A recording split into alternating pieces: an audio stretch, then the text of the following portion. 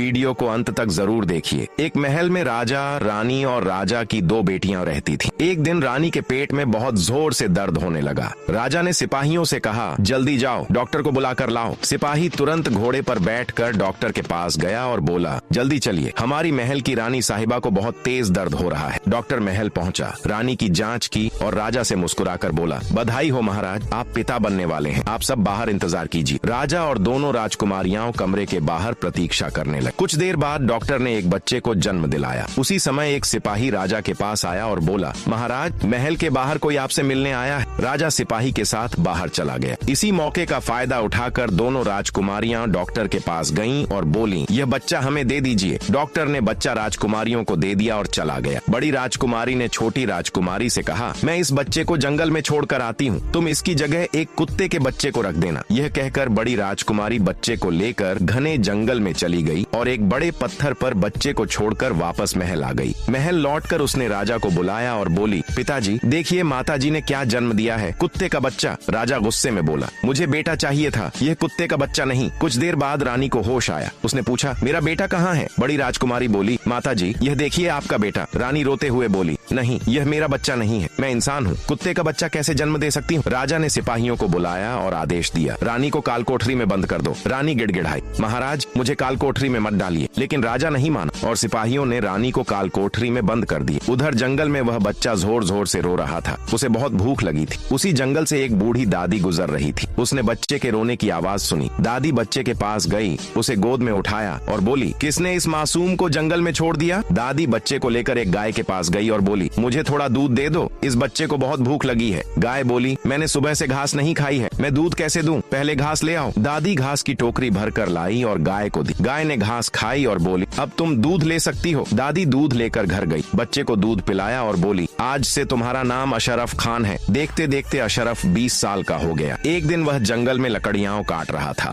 उसी समय महल की एक राजकुमारी जंगल में घूमने आई। उसने देखा कि एक बहुत ही हैंडसम लड़का लकड़ियां काट रहा है। राजकुमारी उसके पास गई और बोली, तुम इतने सुंदर होकर जंगल में लकड़ियां क्यों काट रहे हो? अशरफ बोला, हम गरीब आदमी हैं, हमें मेहनत करनी पड़ती है। राजकुमारी बोली, मैं तुमसे शादी करना चाहती हूँ, क्या तुम मुझसे शादी करोगे? अशरफ बोला, आप महल की राजकुमारी हैं और मैं एक साधारण लड़का हूँ। राजकुमारी बोली, तुम मेरे साथ चलो, हम पिताजी से बात करेंगे। राजकुमारी और अशरफ महल पहुँचे। राजकुमारी ने राजा से कहा, पिताजी, मैं इससे शादी करना चाहती हूँ। राजा बोला, ठीक है, तुम दोनों की शादी होगी। अगले दिन धूमधाम से राजकुमारी और अशरफ की शादी हो गई। शादी के बाद राजा ने अशरफ को महल का राजा और राजकुमारी को रानी घोषित कर दिया। उधर बड़ी राजकुमारी की भी शादी हो गई। राजा ने उसके पति को भी राजा और बड़ी राजकुमारी को रानी बना दिया।